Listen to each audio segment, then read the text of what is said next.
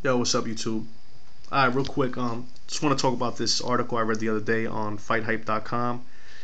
If you're not already familiar with that website, it's spelled just the way it sounds, FightHype.com. It's one of my favorite websites on the internet. It's usually the first one that I check to when there's some breaking news. A lot of the websites, what they do is they go to Yahoo or ESPN and they copy and paste quotes from that Kevin Iole or Dan Raphael, whatever his name is, that they copy and paste quotes that they usually get from interviews, and then they just put it on their own website and they throw their own spin on it. At Fight Hype, they seem to have the same kind of connections, if not more, access to some of the people in these training camps, and they usually ask them some pretty provocative questions, and they usually get some pretty provocative answers. So it's a great website. No, I don't work for them. There's a lot of people that call it FloydHype.com. Some people think that they're biased towards Mayweather, or I'm sorry, that there's a bias towards, yeah, I guess towards Mayweather, and that they're negative, that they've got some sort of hidden agenda. But I don't work for them. I've never even gotten a fucking T-shirt from these guys, so I'm just telling you what it is. It's a good website. If you get a chance, check it out. At any rate, the point to the article is that Pacquiao's former promoter, it's this guy named Murad Muhammad, who I think was Pacquiao. He's credited for bringing Pacquiao to the States and making him a big name in the States. But I think he promoted Pacquiao up until the Morales fight. If not, he promoted him. After, like, up until Pacquiao lost. That's when Pacquiao made the switch over to Top Rank. I'm not really sure about that, but at some point, Bob Arum and Top Rank, they got their little filthy paws on Pacquiao, and they were able to pull him from this guy. But point to the article is he's saying that the title of the article is Pacquiao's ex-promoter senses doubt in him, thinks that Arum wants Bradley to win, right? And he was quoted in saying, Manny asks for a great deal of money, and Arum would prefer that Bradley beats him, because if Bradley beats him, he doesn't have to pay Bradley that type of money, and that's what he's used to. And he says that's what he's used to. That's what Bob Arum's used to, is not paying him that kind of money. He's not used to paying fighters that kind of money. Now, I would agree with the assessment in that, I do believe that Arum wants Bradley to win, and I'll get into that in a second. What I don't agree with is why he thinks that Arum wants Bradley to win. I don't think that Arum cares too much about paying Pacquiao the money that he's worth at this point. Arum was quoted in saying that Pacquiao's going to make $22 million for this fight. Doesn't really make a whole lot of sense as to why he'd make $22 million for this fight. And he didn't make $22 million with Cotto, and he didn't make $22 million with Hatton, or even close to $20 million with those guys. He made, as a matter of fact, less than half of that. So I don't know how they're going to pay him $22 million against a guy like Timothy Bradley. I don't even see him cracking $1 million pay-per-view buys on this fight. But in my mind, it's almost like if you worked at any job, at a fucking candy store, and you were stealing from your boss for the past 7 years, and he notices for the past week, he finally catches you, and for the past week he's been monitoring you, and he finally catches you, and you tell your boss, all right, I'll pay you back the money that I owe you for the past week. Even if you paid him back 5 times the money you owed him for the past week, you've still been robbing him for fucking 6 or 7 years, so it doesn't matter. You still come out ahead. And that's even if Arum is paying Pacquiao $22 million, because you never know with a guy like that. But I'm not too sure it has to do with the money. Why I do think it makes sense, I think it makes sense for Arum to want Bradley to win or to want Pacquiao to lose, is because, now let's just say, let me play devil's advocate. Let's just say Pacquiao goes in there and just knocks Bradley the fuck out. Like some people believe that that's going to happen. I don't think that can happen, but let's just say that does happen. What other fight is there for Pacquiao at 147? Other than Juan Manuel Marquez, and I don't think they want to go down that road. I don't think they want to match him up with Marquez again, for the simple fact that you're not going to be able to rob him twice in a year. You might be able to rob him,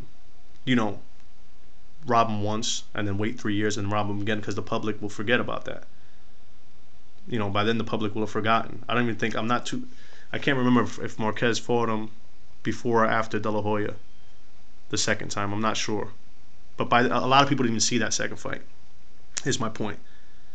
You're not going to be able to rob Marquez twice in the same year, because, people ain't going to buy that shit. And on top of that, Marquez is old. There's no future in Marquez. Marquez is almost fucking 40 years old. There's no future in him. Pacquiao can't. He ain't going up to 154, and I don't think people are too happy with the catchweight situation either. So he's not going to meet people at 150. He's not going to meet anybody good at 150. He didn't want to meet Cotto at 150. Where does he go? Now, if Bradley wins, there's a combination of about 6 different fights that can happen there. Bradley beats Pacquiao. You got a rematch with Bradley and Pacquiao. You can do Bradley and Marquez. In the meantime, Rios is starting to rebuild his name because he took a beat in the last fight. Let's be honest, he's starting to rebuild his name. He's lucky a lot of people didn't see that by that card because people forget fairly quickly. So in a year or two, he's rebuilding his name. Then now you got Rios and Bradley. You got possibly Rios and Pacquiao. You got Rios and Marquez. There's about 6 different fights that could happen there. Bradley just loses. He gets mopped up. There's really nowhere to go. And the name of the game is longevity in any business. Roach doesn't want Pacquiao to lose, and Pacquiao doesn't want himself to lose. And I don't think that this is the fight that Roach really wanted. And I think a lot of the shit that we're hearing right now, is some doubt from that camp. And I think they're setting us up for. They might be setting us up for the loss, and they're going to blame it on Ariza and the problems that Ariza is having, and the problems in the camp. So they're looking to get rid of Ariza. And my last video, Ariza was out there exposing him, and that's what happens when you go against the grain. So they're gonna toss his fucking ass out of the camp. There's like 6 different fights that could happen if Bradley beats Pacquiao. If Pacquiao wins, there's only 2 left. It's Marquez and Mayweather. We know we're not going to see that Mayweather fight as long as Bob Arum's got something to say about it. Now, if Pacquiao, I don't think that Pacquiao can walk away from 40 to 50 million, and I don't think Freddie Roach wants that to happen either, because he makes a percentage off of what Pacquiao makes. So Pacquiao's planning on finding a way to leave Top Rank and to go chase that 40, 50 million dollar payday, because he can't. I mean, there's no way he could. He's not making that kind of money any fucking where. He ain't making that kind of money. Let's not think that Bob Arum is not above being a vindictive motherfucker and looking at it like, all right, if let's just say he knows as of now that Pacquiao's gonna go try to make that fight happen.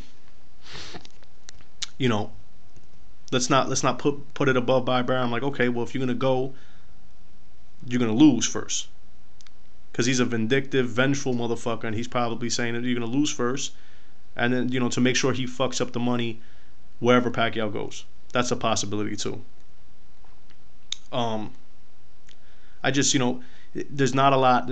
Top Rank don't got a lot going for him.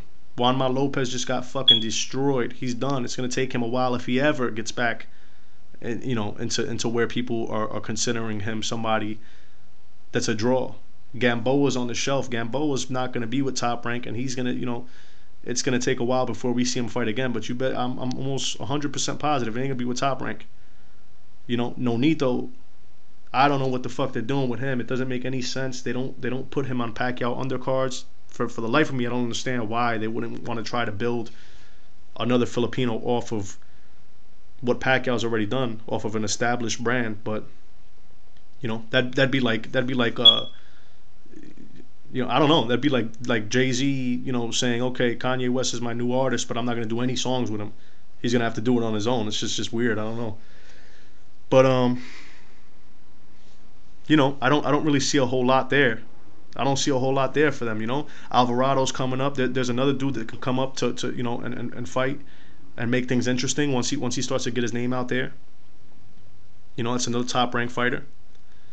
Julio Cesar Chavez is another dude, man. He's been thinking about leaving Top Rank from what I'm hearing, and even if he doesn't leave Top Rank, he's fighting Andy Lee. I think he's in a world of fucking hurt. That fight is not by no stretch of the imagination is that a guaranteed win for Chavez. As a matter of fact, I would argue that looks like a loss to me.